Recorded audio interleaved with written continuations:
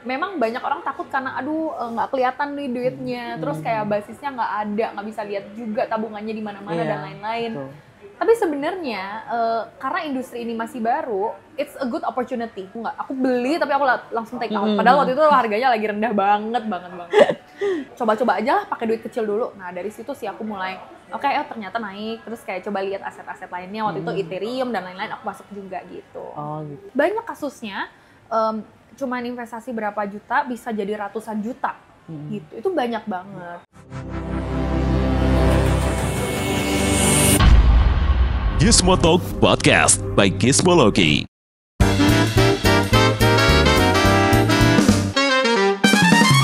Halo Gizmo Friends, balik lagi nih kita di Gizmo Talk masih dengan Citere.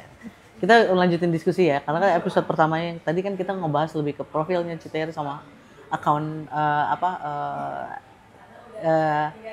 dia sebagai content creator. Nah, sekarang kita lebih ngebahas tentang keahliannya nih di kripto dan AI. Citere, kan kita Citere. Cing gitu ya, enak gak sih? Sama aja deh, lucu aja, jarang dipanggil itu. Kita kan tahu ya kalau kripto itu kan high risk, high return gitu kan. Terus banyak orang takut karena volatilitasnya tuh ekstrim gitu. Dan kita nggak ngerti duitnya di mana, nggak kelihatan lah gitu istilahnya fisiknya gitu loh. Kalau misalnya investasi itu kan kita tahu kita ngeluarin uang, terus nabung, kita lihat ada uangnya ada gitu di suatu tempat. Kalau misalnya kripto itu kan kayak hantu ya maksudnya. Kalau menurut aku ya gitu. Nah ini apa sih yang secara fundamental membuat Citere itu tertarik gitu, berani masuk ke dunia ini? Sebenarnya tuh aku selalu bilang kayak aku pernah dengar ini juga dari seseorang yang memang udah lama di industri keuangan lah ya. Sebenarnya kripto itu harus kita treat sebagai kayak saham aja, kayak saham, kayak emas. Kenapa? Karena dulu ketika saham baru pertama diperdagangkan, itu tuh orang juga masih pada takut. Makanya market cap-nya sedikit, nggak banyak yang investasi dan lain-lain. Dan aku lihat kripto ini kan dia baru mulainya juga awal-awal tahun belasan ya, 2000 belasan. Jadi ini tuh masih industri yang baru. Memang banyak orang takut karena aduh nggak kelihatan nih duitnya, terus kayak basisnya nggak ada, nggak bisa lihat juga tabungannya di mana-mana dan lain-lain. Tapi sebenarnya karena industri ini masih baru, it's a good opportunity aku lihatnya. Aku lihatnya ini oportunitas yang bagus di mana aku bisa make money di sini early. Jadi kalau saham kan kayak karena itu udah 40 tahun lalu gitu ya. Itu tuh aku ya masih terlalu muda untuk masuk awal di saham gitu. Tapi ketika di kripto, aku tuh masih bisa jadi beberapa orang pertama atau mungkin ya cuman di bawah 10% atau 10% orang di dunia gitu ya yang masuk ke industri ini dengan awal gitu. Jadi aku lihat ini lebih ke opportunity dan sebenarnya tuh fundamental kripto dari awal dia dikeluarkan kalau melihat dari sisi white paper-nya, kenapa itu diperdagangkan dan kenapa itu dan kenapa cryptocurrency ini dibuat itu karena ada kegunaannya juga, yaitu memudahkan pembayaran di seluruh dunia, memudahkan money movement. Dan menurut aku sesuatu yang memang dekat dengan uang, apalagi perputaran uang, itu tuh pasti akan digunakan juga ke depannya.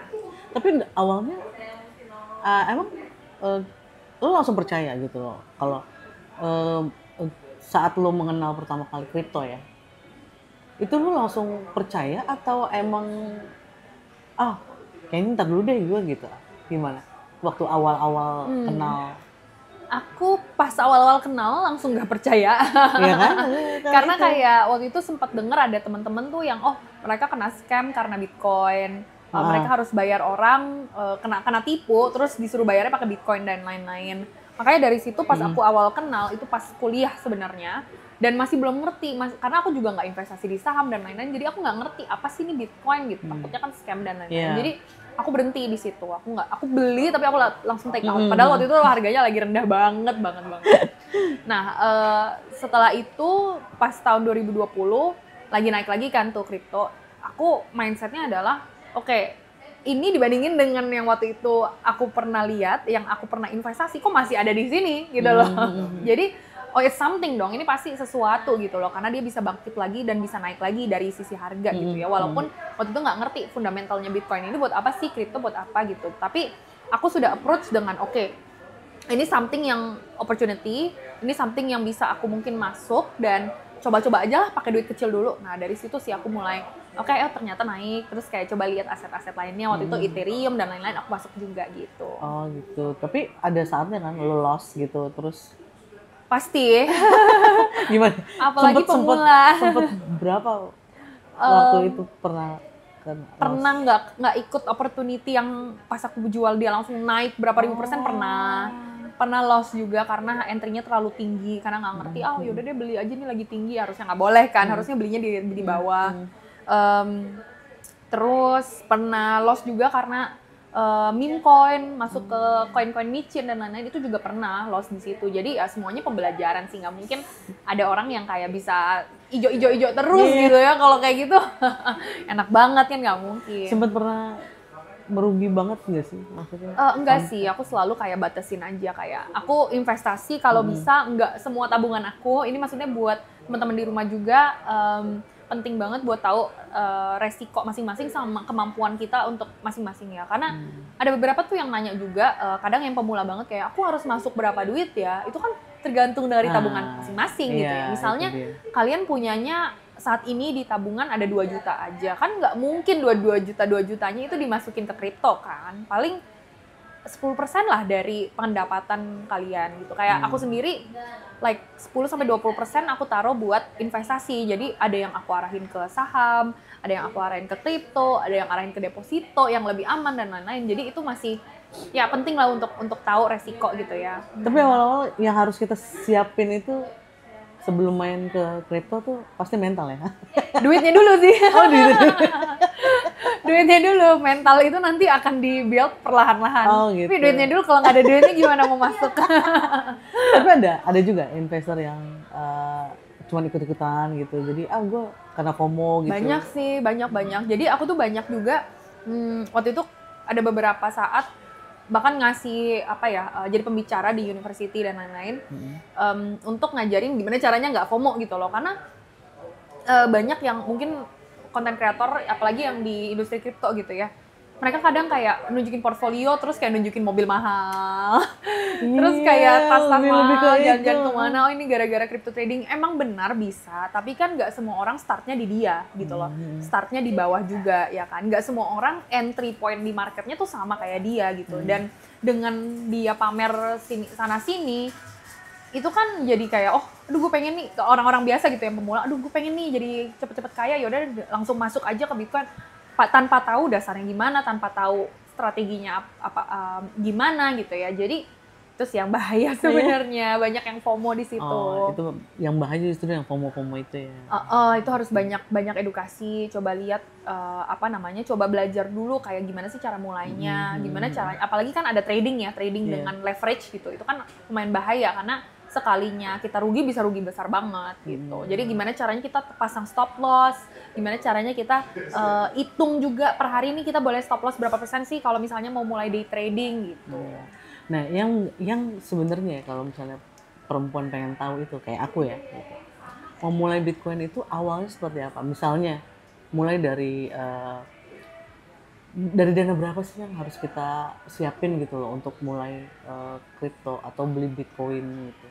Terus kapan waktunya kita harus beli gitu. Dan kapan kita harus jual gitu. Mungkin dari awal dulu deh. Berapa sih harus awalnya? Harusnya? Itu balik lagi tergantung dengan resiko masing-masing. Misalnya nih yang kira-kira bakal berasa banget hasilnya tuh kira-kira agak susah ya, karena kalau of course di setiap investasi manapun semakin besar semakin kerasa ya pasti. Pasti misalnya kita taruh 100 juta beda dong hasilnya dengan yang kita taruh 1 juta doang gitu kan. Karena 10% dari 100 juta sama 10% dari 1 juta aja beda gitu.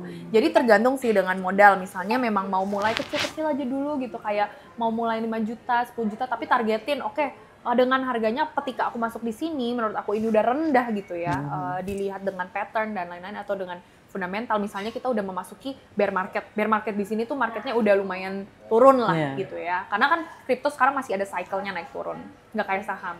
Nah ketika kita udah turun, oke, yaudah kita masuk di sini, misalnya masuk 10 juta. Nah yaudah tunggu aja, kita mungkin kalau turun lagi top up lagi, dari situ dihitung aja kayak kira-kira kalau misalnya nanti target price kita udah di atas, itu untungnya berapa persen sih gitu. Jadi mulai dari situ sih kayak lebih sama aja sih kayak main saham sih sebenarnya. 10 juta ya berarti ya? Ada nggak? Enggak, jangan juga. Tergantung dengan pendapatan masing-masing, duit yang sudah disisihkan untuk investasi gitu, tergantung. Tapi kan katanya tadi 1 juta nggak berasa kalau. Nah, jangan. Bisa jadi berasa karena di kripto tuh lucunya kita kan nggak cuma investasi di Bitcoin ya. Bitcoin itu walaupun memang cryptocurrency paling besar sekarang in terms of market cap, di sini in terms of investor paling banyak yang investasi di Bitcoin. Tapi karena besar jadi pergerakannya tuh nggak terlalu signifikan gitu. Ada orang yang misalnya investasi besar nih, kita sebut whale biasanya atau institution yang masuk, itu pergerakan ke atasnya tuh nggak terlalu signifikan, paling kayak cuma 5%, 10%. Nah banyak, kenapa orang-orang Indonesia atau mungkin orang-orang general itu suka beli koin micin, koin-koin yang masih kecil nih market cap-nya, investornya kecil. Karena ketika mereka naik itu bisa kayak 100% lebih. Kenapa panggilnya koin micin ya? Karena kayak micin. Karena kayak bisa disebar-sebar aja gitu. Misalnya 1 juta di sini, banyak kasusnya cuman investasi berapa juta bisa jadi ratusan juta. Gitu. Itu banyak banget. Jadi ya tergantung juga sih dengan koin-koinnya diinvest. Kalau lu merekomendasiinnya kita beli fokus di satu koin aja, atau harus kita sebar-sebar? Kalau rekomendasi sih coba sebar aja dulu. Tapi koin yang memang market cap-nya udah lumayan tinggi. Itu apa aja? Kayak Bitcoin, Solana, Ethereum. Tapi aku udah nggak pegang Ethereum sih. Terus yang sekarang lagi naik tuh Hype juga lagi naik. Itu coba disebar di sana. Karena kan memang selalu lebih bagus kalau kita nggak taruh all our eggs in one basket ya. Kita sebar-sebar aja, coba lihat yang mana nih yang lebih berpotensi untuk naik gitu. Ya tadi kan lu bilang pokoknya hampir sama lah kayak saham gitu kan polanya. Nah, menurut lu sendiri apakah investasi kripto ini akan lebih menarik ketimbang yang konvensional? Misalnya kayak saham, reksadana atau segala macamnya gitu loh. Apa udah mulai yang konvensional nih? Apa udah mulai ketinggalan gitu? Apa udahlah di kripto aja, ini nggak usah gitu? Tergantung sama orangnya juga sih. Kalau aku masih suka kripto karena dia masih muda gitu loh. Industrinya masih muda, bahkan kalau misalnya kita coba keliling-keliling aja, aku yakin kayak masih cuman 2-3 dari 10 orang itu yang masih yang investasi di kripto. Jadi nggak semua orang nih. Kalau saham ya mungkin lebih banyak persentasinya gitu kan. Kalau deposito atau apapun itu lebih banyak lagi persentasinya. Jadi kripto ini masih muda banget gitu. Jadi masih a good opportunity. That's why aku bilang a good opportunity gitu. Dan tapi lu punya investasi di yang konvensional? Punya juga? Ada juga. Kan kita harus selalu diversifikasi Gen Z portfolio. guys, banyak banget. Investasi banyak banget sih. Daripada diem aja di bank ya, Iya sih, betul. malah adanya nanti rupiah kita melemah gitu. Nah, lo kan udah ngerti nih maksudnya crypto, how to manage your finance gitu kan. Tapi lu sendiri sehari-harinya tuh punya konsultan keuangan pribadi atau emang manage sendiri? Sih. Oh, manage sendiri. Semoga kedepannya punya konsultan keuangan pribadi, tapi duitnya belum sebanyak itu. Tapi gimana sih manage keuangan sendiri, maksudnya dengan lu banyak berinvestasi, dengan punya usaha sendiri gitu. Paling gampang sih duit itu jangan selalu langsung di-spend ya.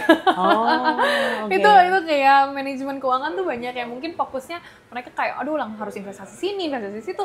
Tapi penting dulu kayak cukup gak duitnya buat hidup sehari-hari gitu kan. Itu yang penting pertama. Terus kedua, mungkin ini juga yang harus aku rasa dipraktis banyak orang kayak minimalkan impulsive spending. Impulsive spending. Itu ibu-ibu banget ya. Kayak gue. Tiba-tiba check out di apa keranjang kuning gitu ya. Biasanya taruh keranjang dulu, ntar Iya, kalau udah ada taruh duit keranjang. baru check out dulu. Ya minimalkan sih kayak aku sendiri aku kalau bisa kalau misalnya nggak penting-penting banget aku nggak belanjain gitu. Jadi aku sekarang lebih kayak mikir oke, apa sih yang penting, misalnya tadi kita baru bahas ya kayak upgrade kamera itu kan masih spending yang memang aku akan masukkan ke investasi lah, karena ke konten juga gitu. Kalau misalnya aku pengen self reward boleh, tapi jangan sering-sering setiap bulan gitu. Karena aku lihat kayak banyak trennya anak zaman sekarang, mereka tiap bulan habis gajian langsung kayak self reward lagi gitu. Padahal kan kayak nggak harus kayak gitu banget gitu. Jadi minimalkan spending. Terus kedua, kalau misalnya ada, sisihkan untuk investasi karena itu penting gitu. Daripada kita taruh duitnya nggak kemana-mana, penting juga untuk make our money work for us gitu loh. Duit kita tuh harus bisa muter buat kita sendiri gitu. Tapi ada tips nggak sih, misalnya ketika lo punya uang, berapa persen untuk investasi? Ini dari gaji lah misalnya, yang orang-orang pasti ada gitu gaji. Berapa persen untuk investasi, berapa persen untuk menabung, berapa persen untuk di alokasi seperti itu, ada tips nggak sih? Untuk investasi biasa aku sebenarnya kayak sekitar maybe kayak 20-30% aku buat investasi. Jadi antara aku masukin buat staking di kripto. Staking itu kayak deposito tapi di kripto. Minimal itu pasti aku masukin. Tiap bulan ya pasti ada? Tiap bulan pasti aku masukin gitu loh. Atau aku beli S&P lagi misalnya. S&P lagi saham yang indeks. Jadi indeks itu kan dia lumayan stabil tuh. Itu pasti aku masukin. Sama aku lihat kalau misalnya memang lagi tinggi nih, aset-aset lagi tinggi kayak kripto lagi tinggi, aku nggak masuk dulu gitu loh. Aku tunggu nanti udah reda, aku baru beli lagi. Jadi nggak harus kayak setiap bulan, yang penting gue beli gitu loh. Nggak harus gitu sih, yang penting kayak lihat market juga. Tapi yang pasti yang penting gue beli itu, aku pasti masukin ke staking lagi gitu loh. Masukin kayak ke depositonya kripto lagi gitu. Oh ya tetap ya, ada tetap ke kripto semua ya. Nah, kita tahu kan di kripto itu banyak koin ya, jenis-jenisnya lah, pokoknya banyak banget gitu loh penawarannya. Tapi masalahnya adalah gimana sih kita menentukan oh ini bagus, ini enggak gitu loh. Kita harus investasi sini, yang ini nggak usah gitu.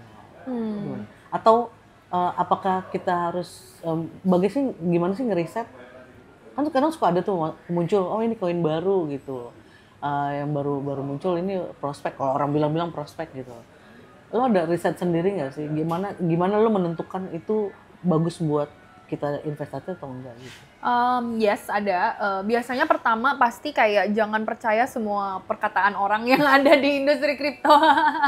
Apalagi kayak koin-koin baru biasanya itu kayak bisa jadi koin micin yang memang nanti mereka mau turun, mau dijual semua gitu loh.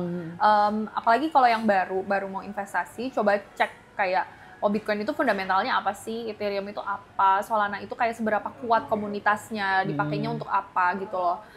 Terus kayak hype itu kenapa coin hype gitu itu bisa terbang segitu tinggi, use case-nya apa sih, cerita di balik itu apa sih. Jadi kayak coba cari tahu di situ, dan nanti karena kan kita investasi ini kan lebih kayak kepercayaan terhadap instrumen tersebut ya, terhadap token tersebut, dan ini berlaku juga nggak cuma di industri kripto aja gitu. Kayak kita misalnya mau invest di saham BBCA gitu ya, itu kan kita ada conviction, kita ada kepercayaan kalau BCA ini ya akan terus di situ, dia nggak bakal tiba-tiba bangkrut dan lain-lain gitu. Nah makanya di situ kita mulai investasi gitu. Itu sama aja dengan industri berarti kripto. paling aman kita main di token-token yang koin-koin yang lama aja ya. Yang lebih gede. Apalagi untuk pemula. Ini aku memang sebut untuk pemula karena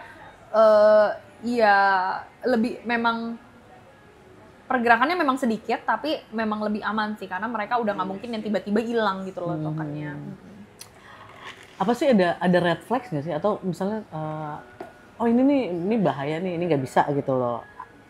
Ada nggak sih tipsnya, atau misalnya apa saja gitu red flags yang harus kita pahami dalam dunia kripto itu sebelum kita mulai investasi? Red flagnya itu dari sisi koinnya ya atau tokennya. Red flagnya ya kalau misalnya mereka baru nih tokennya atau kayak baru launching, terus komunitasnya nggak kuat, terus tim membernya juga nggak ada profilnya, karena banyak di industri kripto tuh mereka kayak kita sebutnya undocs atau docs. Undocs itu tuh maksudnya kayak belum kelihatan nih mukanya siapa, mereka anon, dan bisa di industri kripto tuh anon, kayak anggap aja kayak mereka tuh ke stock exchange, ke IDX buat ngelisting tapi nggak kelihatan orangnya siapa. Itu bisa di industri kripto gitu. Nah biasanya aku lihat juga nih kalau misalnya project baru tapi profil-profil CEO-nya atau director levelnya itu nggak mau nunjukin mukanya atau profilnya mereka sendiri, kan kayak berarti something wrong gitu loh. Mereka takut gitu, kenapa? Mungkin apa kamu kabur, apa mau nipu atau gimana kan? Tapi Bitcoin juga kan kita nggak tahu. Oh nggak tahu emang, nggak tahu tapi gede loh ya? Iya itu udah gede banget karena ya nggak tahu, cuman dia tuh udah disebut dinosaur lah ya, maksudnya dia yang pertama kali dan orang-orang tuh patokannya udah Bitcoin. Ada istilah-istilah yang kita mesti ngerti nggak sih? Iya sebutin deh, misalnya 5 aja yang untuk sebagai pemula gitu, istilahnya kripto tuh yang harus kita pahami banget gitu. 5 aja, nggak usah banyak-banyak. Istilah mungkin lebih kayak ke slang kali ya, slang. Di kripto tuh kita sebutnya GM. Good morning. Good morning. GM. Jadi kayak kalau misalnya ngechat di grup atau kayak di mana, GM gitu. Good morning itu kripto banget. Oh, itu artinya apa? Good morning. Bener-bener. Iya, tapi GM Okay, aja. Terus aduh apalagi ya sekarang disuruh mikirin jadi ngeblank, cuman taunya GM. Atau di istilah di kriptonya lah, di industri kriptonya yang mesti kita apa ya? GM. Kayak tadi loss tuh terus lu bilang ada beberapa tuh yang lo sebutin. Jadi ngeblank bener-bener deh, biasa banyak padahal. Biasa banyak. Tadi itu undocs sama docs, itu industri kripto banget tuh. Itu artinya apa?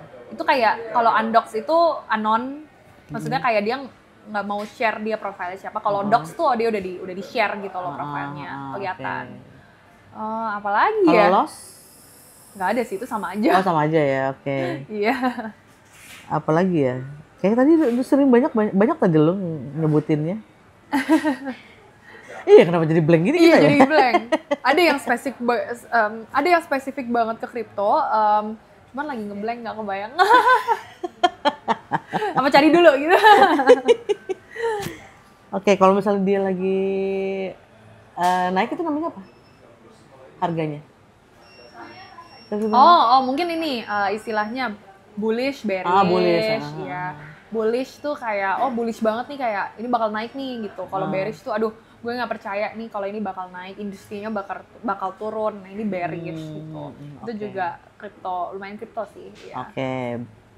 Ngerti ya kayak gitu ya. Terus sering lihat konten-kontennya Citere aja. Jadi kalau misalnya itu langsung paham deh pasti deh. Nah, kalau misalnya ada orang nanya gitu, gue punya uang, tapi gue mau antara saham atau reksadana atau kripto, ntar lu nyaranin apa? Uangnya berapa? Oh itu dulu yang ditanya ya, oke. Uangnya berapa kalau dikit mah? Pilih satu aja. 100 juta misalnya. 100 juta pasti aku bagi sih. Pasti aku bagi. Aku bagi mungkin kayak berapa persen ke konvensional? 50% di kripto, 50% di saham. Saham ya. Iya, Okay. pasti aku bagi. Oh berarti saham atau reksadana lu lebih pilih saham? Aku saham. Aku tapi sahamnya US stock. Aku nggak beli saham Indo. Oh kenapa? Karena aku ngikutin tech company di US. Jadi kayak Nvidia, AMD, Google dan lain-lain. Dari dulu sih udah invest kayak Tesla. Itu aku udah invest dari dulu. Jadi aku lebih suka ngeliatin cycle-nya dan growth-nya lebih tinggi daripada saham Indonesia. Nah, kalau boleh tahu waktu lu main kripto, invest lu berapa? Awal banget. 10 juta kayaknya. Tuh, 10 juta bisa, guys. 1 kali gaji kita. Oh, itu langsung ke Bitcoin? Ya. Oh, iya, waktu itu langsung ke Bitcoin. Terus lu mendapatkan apa ya tadi lu bilang? Naik itu apa? Kenaikan bullish, itu pas bullish. Itu berapa lama? Aduh kayaknya awal-awal rugi dulu deh. Oh gitu. Iya, Terus dikit kok. kayak awal-awal tuh karena kita masih belum tahu feelingnya ya, kayak udah naik dikit langsung mau take profit, naik dikit langsung jual, jadi dikit banget dapetnya waktu itu. Jadi lu saranin untuk ketika lu mulai berinvest di kripto itu, lu nunggu dulu? Kalau misalnya gue bisa balik lagi ke zaman dulu, mungkin gue bakal tunggu dulu sih. Kalau lagi tinggi-tinggi gini jangan invest dulu gitu, jangan masuk dulu. Tunggu dulu, tunggu rendah, tunggu kayak aduh turunnya merah banget baru aku beli biasanya. Oh gitu. Ya, itu. Okay. Lu ada itu nggak sih maksudnya panduan aplikasi di mana gitu untuk melihat yang merah dan hijaunya itu? Ada di setiap aplikasi crypto trading itu pasti Lu ada pakai chartnya. Aku pakai exchange lokal, ada juga yang exchange global juga ada. Oke, nggak bisa lu sebutin aplikasinya apa? Banyak. Banyak. Di handphone lu banyak berarti itu aplikasi? Banyak. Okay. Bener banyak banget. Oh. Yang paling lu rekomend apa? Gue pribadi untuk trading gue pakai OKX. OKX. Ya. Oke. Itu kalau pribadi untuk trading. Untuk beda-beda sih, ada yang taruh di itu termasuk yang crypto juga dia. Itu ya, dia global exchange. Udah semuanya ya. Ada yang di Binance, ada yang di Bitget, ada yang di Flipster, ada yang di local exchange juga, Nanovest, banyak. Toko kripto juga ada. Udah ketahuan kan handphonenya apa, RAM-nya berapa? Jangan. Pokoknya HP itu paling nggak boleh hilang. Nih, tapi kan ada banyak ya pemula yang bingung tuh untuk menjadi apakah jadi trader, investor, kan beda ya, trader sama investor kan beda ya. Gitu. Kalau trader tuh biasanya cuma jangka pendek doang ya, kalau investor dia kan jangka lama ya. Nah, pendekatan mana sih yang lebih bijak buat seorang pemula yang baru masuk untuk di dunia kayak gini gitu? Apakah kita harus jadi trader aja atau langsung? Gampang banget sih, invest aja dulu. Oke. Ya. Invest aja dulu, jangan masuk langsung ke trading. Karena trading tuh kayak bahaya sih. Kalau misalnya nggak ngerti, terus nggak ngerti cara pasangnya, nggak ngerti harus punya modal berapa, mending invest aja dulu kayak jangka panjang. Nah, yang lo temui dari selama ini lo jadi content creator terus berhubungan dengan banyak orang gitu di dunia investasi digital ini, apa sih kesalahan paling umum yang dilakukan sama si investor pemula ini lah? Gitu. Kesalahannya mereka FOMO. Oh, oke. FOMO aja udah salah loh. FOMO, nggak ngerti cara kayak time marketnya, nggak ngerti cara ngewaktu marketnya. Terus mungkin kayak greedy juga, kayak udah rugi tapi kayak nanti ini bakal naik lagi, enggak. Mereka tuh mending kalau udah rugi banyak, mending di stop loss terus masuk lagi ketika entry-nya bagus gitu. Oh gitu. Berarti stop loss tuh apa sih? Stop loss tuh kayak kalau kita lagi trading nih udah rugi, kita pasang pengaman gitu loh, biar kalau dia udah nyentuh nih, misalnya kita udah rugi 5%, dia udah nyentuh minus 5%, nanti duitnya bakal langsung dikeluarin. Jadi rugi kita make sure cuma minus 5% aja, nggak sampai bawah gitu. Menarik kembali duitnya kita. Iya, tapi itu otomatis biasanya. Jadi udah kena nih, udah kena stop loss, yaudah nanti ditarik lagi duitnya gitu. Tapi gitu. Dengan rugi 5%. Tapi daripada nanti nggak kita liatin, terus tiba-tiba udah rugi 20%, ya kan. Oh gitu. Berarti ketika stop loss, kalau misalnya udah mulai rugi berapa persen nih kalau harus 20? Enggak. Tergantung juga itu. Oke. Tergantung juga, nah, sebagai content creator kan banyak nih ya, influencer keuangan segala macam gitu loh. Nah, kadang orang percaya aja gitu kan, namanya sekarang media sosial udah banyak gitu loh. Apa sih pendapat kamu soal kayak gini? Emang banyak yang jadi influencer keuangan dadakan gitu, atau dia nggak punya basic apa-apa terus tiba-tiba langsung ngasih rekomendasi? Kalau menurut kamu gimana?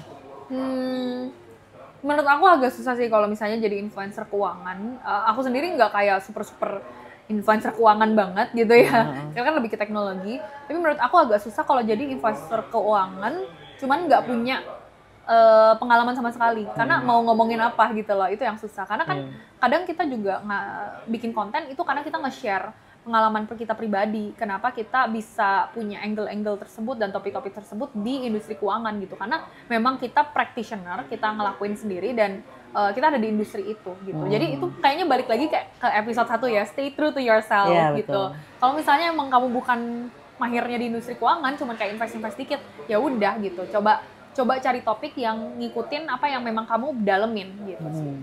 Nah kalau lu sendiri ada rekomendasi nggak sih?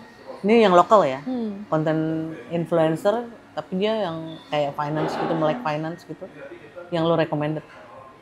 Selain Teresa Learns ya. Bukan influencer keuangan. Aku waktu itu suka ngikutin kontennya Felicia Putri. Oh. Ya, itu dia influencer keuangan. Dia banyak insights tentang investasi, insights tentang gimana caranya muterin duit juga.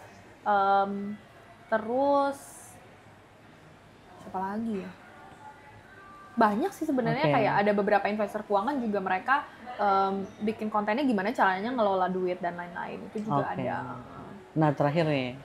Kalau tadi kan tips gimana cara memulai konten yang niche gitu. Kalau sekarang tips buat Gizmo Friends yang ingin memulai untuk berinvestasi di kripto. Kira-kira apa tips dari Teresa? Tipsnya jangan FOMO. balik lagi kayaknya. Tipsnya sisihin duit, tapi jangan dari seluruh tabungan. Jadi selalu sisihin duit untuk investasi dan coba belajar dulu masing-masing investasi itu gimana sih cara masuknya, fundamentalnya apa. Coba pilih yang aman-aman aja dulu. Jangan FOMO pokoknya, kayak lihat orang-orang tuh kayak gue udah cuan 1000%, udah cuan 100x gitu, 5x dan lain-lain. Jangan FOMO karena entry kita tuh masing-masing beda. Mungkin keberuntungan lo tuh nggak di koin ini, tapi mungkin di koin yang lain gitu loh. Coba pelajarin itu pelan-pelan dan coba-coba aja gitu. Bahkan ada beberapa broker tuh mereka punya demo account juga, bisa coba juga di situ. Kayak contohnya ini bukan di industri kripto aja ya, di forex gitu misalnya. Forex tuh selalu ada demo account. Jadi biar bisa ngelihat, oh gimana sih caranya mulai trading gitu ya, gimana caranya mulai investasi. Sama pelajari banyak-banyak ini aja sih, materi online ya. Sekarang kan materi udah di mana-mana online gitu. Tapi lu suka ngasih konsultasi juga nggak sih ke viewers lu, maksudnya ke follower lu? Aku lebih ke fundamental sih biasanya. Kayak nggak one on one gitu misalnya? Nggak sih. Bisa nggak sih kalau kayak Adanya kayaknya gue yang butuh konsultasi. Kalau misalnya yang perusahaan lo tadi, itu kan perusahaan kripto juga kan? Iya. Nah itu lebih ke apa? Itu ke wallet. Jadi kita bikin aplikasi? Bukan bikin aplikasi, jadi kita lebih ke teknologinya. Jadi rata-rata perusahaan itu connect API sama kita, mereka integrasi sama kita di back end gitu. Karena kita bisa bikinin wallet kripto langsung ke setiap user yang sign up di aplikasi kripto mereka gitu. Oh, gue kira juga, lu menyediakan juga untuk konsultasi how to kripto gitu loh. Oke. Karena yang dibutuhin sih sebenarnya itu. Iya. Gimana kita nggak tahu cara bertanya tentang kripto tuh ke siapa gitu. Karena selama ini kan kita cuma tahu dari informasi di dunia maya dan kita nggak tahu itu benar apa enggak gitu loh. Iya. Sebenarnya aku pengen sih punya datanya ya, mungkin seberapa banyak sih orang tuh yang pengen banget konsultasi one on one. Mungkin nanti bisa kita bikin webinar atau bridging lah ya untuk para pemula yang benar-benar mau investasi di kripto, nanti kita ajarin juga. Itu menarik sih sebenarnya. Nah, ditunggu ya nanti ada update dari. Ya, coba bikin poll aja, bikin poll. Oke, kalau gitu makasih banget Teresa Thank you. mau berbincang-bincang sama kami memberikan insight yang menarik buat Gizmo Friends. Oke? Gizmo Friends jangan lupa gitu follow nih. Jangan lupa follow. Kalau misalnya mau mulai kripto, follow Teresa Learns gitu. Terus jangan lupa juga nantikan Gizmo Talk kita episode berikutnya, tentunya dengan narasumber yang keren-keren juga kayak gini gitu. Kayak hostnya juga terus. Oke, sampai di sini dulu. Terima kasih atas perhatian. Thank you.